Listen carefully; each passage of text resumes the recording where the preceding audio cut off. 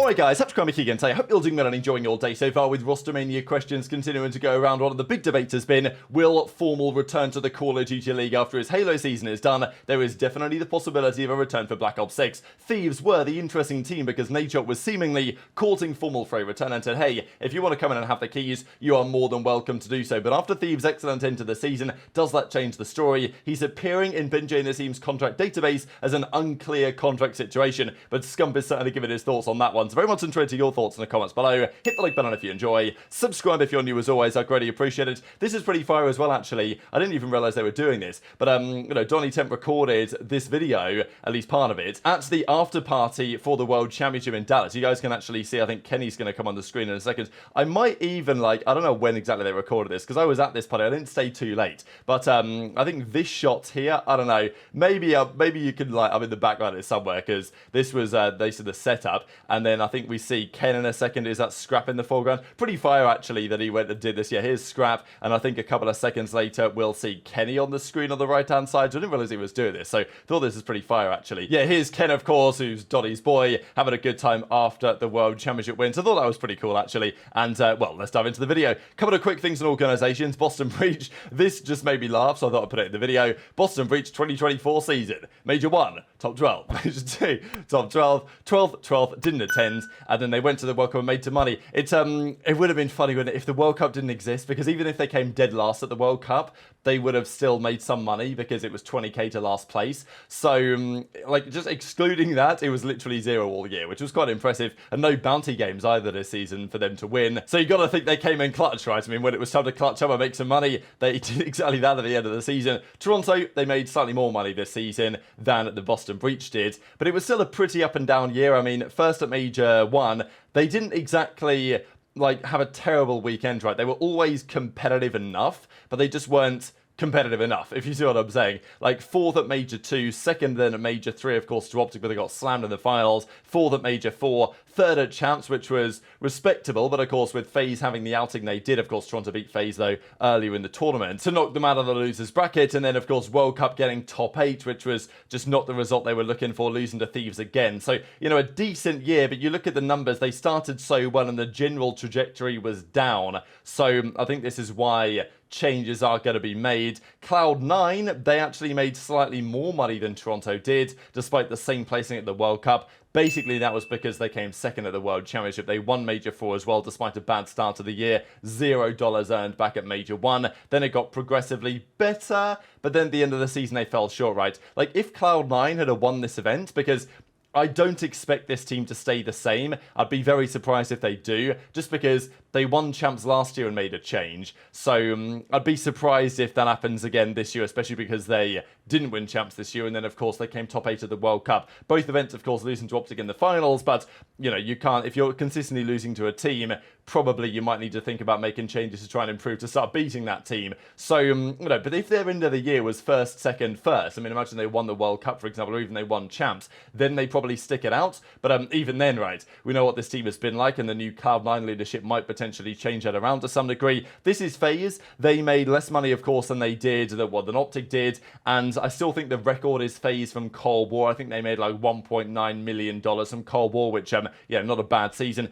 Basically an infinite money glitch for these FaZe boys being on this team, and one of the reasons why it's kind of difficult to imagine them leaving. And on the whole, this year they made 4 grand finals. They won 2 of them, which is an acceptable return. Like, if they can get to 50, 60, 70% finals win rate, then they're in a much better spot, just because their win rate over the last few years has been like 30-odd% in grand finals, which obviously isn't good enough for a team as talented as them, and a team wanting to be considered on the same level as, you know, the OpTic dynasty, the Cold dynasty, this type of stuff. So, you know, obviously again, 2nd, 1st, 3rd, 2nd, top 6 at Champs was the one event you didn't want to have the outlier, but then of course they bounced back with the World Cup win. So seems very likely they ain't going anywhere. Of course, there was a bit of talk even about aBeZy as a player, whether if you had to make a move as FaZe, like if FaZe were told tomorrow that you were going to be forced to make a roster change, like what would you do? Would you drop Drazah? I mean, that's probably what they would do, to be honest, but I don't think that's necessarily a good decision given how good Drazah was this season. Of course, there was also talk about, well, aBeZy wasn't that good this year compared to Simp and all this, but obviously when it mattered at the World Cup, he turned up big time, and so did Cellium. And obviously Drazah, I would say over the course of the season,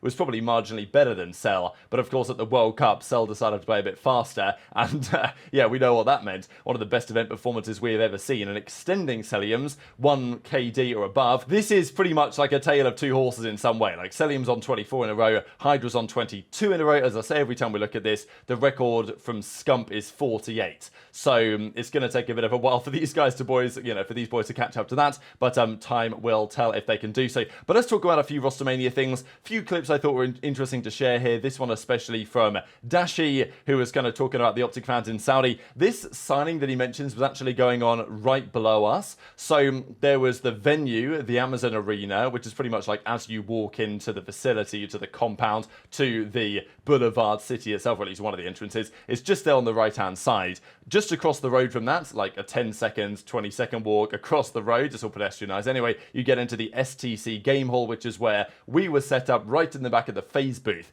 And then as you go all the way to the back of that building, you then have a main stage back there. They had some cool matches going on there as well. They had some like FIFA, I think they had some Tekken tournaments going on, just little 1v1s on the stage. Actually, after Champs Sunday Grand Finals, they had a women's league going on. I think they had the finals of like the Saudi Women's Call of Duty League happening on that little stage. And, there's obviously a fair few people watching as well. And on that stage, on like the Saturday or something, the OpTic boys did a signing there. And there was like a big queue for these guys, like local Saudi people coming up to get the signatures. That's what Dashy says. There was also the same thing for FaZe just a couple of days before that was actually downstairs at the FaZe booth where we were. So it was really cool to see all the local support and stuff. And that's kind of what Dashy says. Dashy obviously ain't going anywhere unless, as Method says, he gets offered a mega bag. Now, I think you'd have to offer these guys a lot of money to take them away from the teams. And I don't know, and I maybe don't expect, if Falcons do come in for Vegas, which the theory is they are going to, I don't expect them to, like, year one drop a crazy bag.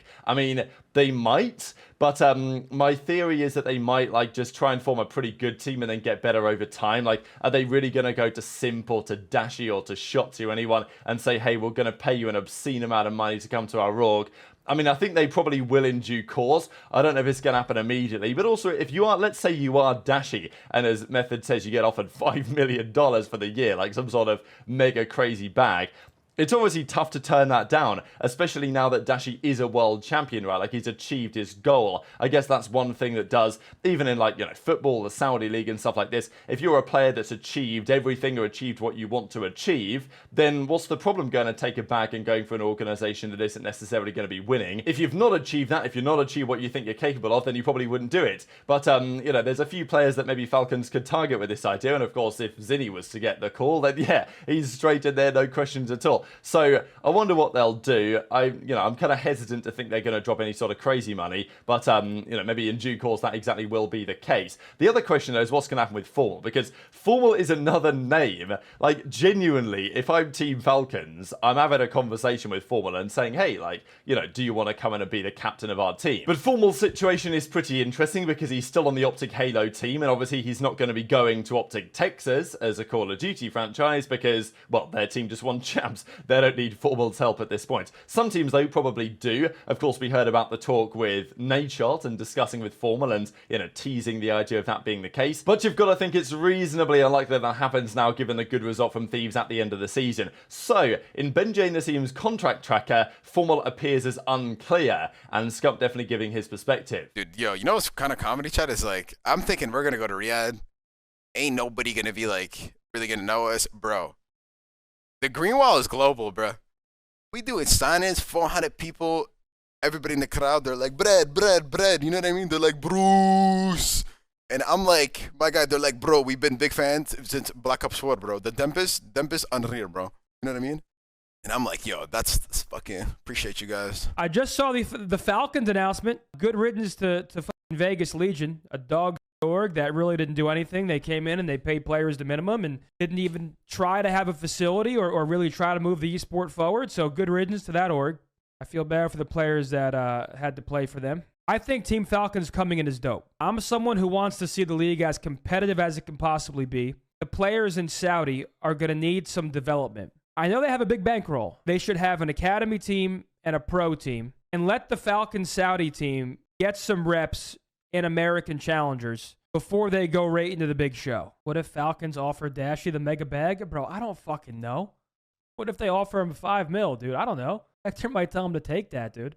I don't fucking know. I mean, what do you do at that point, dude? What if Falcons offer me 5 mil? Brother, are you high? I'd start shooting bots right now. 5 million? I'd be shooting bots on MW3. They offer me 5 million. FormaL unclear? Who the put that there? Oh. Who made this? Who put FormaL is unclear? Hey, yo, what the hell? Yo, that boy Ben J's tweaking. That's actually comedy. So I'll leave the link to this contract tracker in the description box below if you guys want to check it out. Ben made it back at the start of July now, and obviously he's been keeping it updated and stuff like this. This is what it looks like as it stands. So, I mean, yeah, the FaZe boys are under team option, so they're going to be extended, obviously. Obviously, I don't know about like Classic and stuff like this, but I guess we'll see. Boston, who even knows? Snoopy has a contract, so the other guys, they obviously have released. I mean, that's what happened with Beans. Miami is pretty interesting. They have Lucky, MettalZ, and ErikBooM apparently locked down. I think it's kind of, well, not unfortunate, but I think Lucky is one of the players that I would look to potentially replace, but apparently they've got him locked down to a deal. So that's maybe good news for Lucky, because he's either going to stay or he's going to get paid anyway, even if they get rid of him or something. Gorillas, I'm not going to talk about them, but it's just interesting under OpTic, right? This whole FormaL is unclear, because we genuinely don't know. I mean, he has a Halo contract, but what does that look like for Call of Duty? Very difficult to say if he wants to come somewhere else. Like, when does that contract run out? When is it possible that he could sign a new deal? I mean, that's the thing. If Thieves or even Team Falcons, let's say, and they buy Vegas, were to come through and they were to say, you know, hey, FormaL, we want to bring you on. Can he sign yet? Does he, you know, can he commit and say, hey, I want to, but I can't sign yet because this contract still happens until the end of the Halo season, which it probably does, and Champs for Halo is in like October, and that's shortly before the game comes out. So, you know, Scump says, kind of saying, oh, you know, what do you mean? FormaL ain't leaving OpTic, like, let's stop joking around this whole topic, and that might be fair enough. But at the same time, I think given the changes that is happening in the league right now, it's not impossible. Like, FormaL is probably going to be done with Halo. That's the theory. He's not going to go to OpTic. He's probably not going to go to Thieves. It's possible, but I don't really see Thieves doing that. And maybe there's an option there. Obviously, we've talked about it, whether like a loan arrangement could happen. But if you are FormaL and you've got teams like Fnatic and Gen.G, as we saw earlier today, certainly even like a TSM or an org like that comes through, or if it's Team Falcons and they say, all right, we're going to field a team, because this is kind of, you know, what often happens in Saudi in general, right? Is you get these leagues and they bring on kind of like, well, legendary players. They pay them the money to have their kind of last hurrah in that league. It happened with the Chinese league, of course. This is the whole, like, you know, get ready to learn Chinese thing in the NBA. But it was the case in football, soccer, right, for various years. And maybe there's something similar on that here. So interesting stuff. Obviously, Scump's going to say, oh, nothing to it. Don't worry about it, guys. Like, FormaL's going to stay on OpTic. But if he does want to end his Halo career and he does still want to compete again, certainly in a game like Black Ops 6, which is rumours to be pretty damn exciting, of course the beta's coming out in just a few days at this point, then does it not make sense for at least him to entertain offers? And, well, there's maybe a few interesting offers that might come his way. But very much interested in your thoughts in the comments. The other thing that I wanted to mention for you guys was this, because as the breakdown say, greatest clip from this season, Batman, right? So here's Dashy, Drazah, Cell clutching the 1 versus 3. It is interesting to think, like, how important this actually was in the grand scheme of things, because had Dashy not clutched this, they possibly lose this map.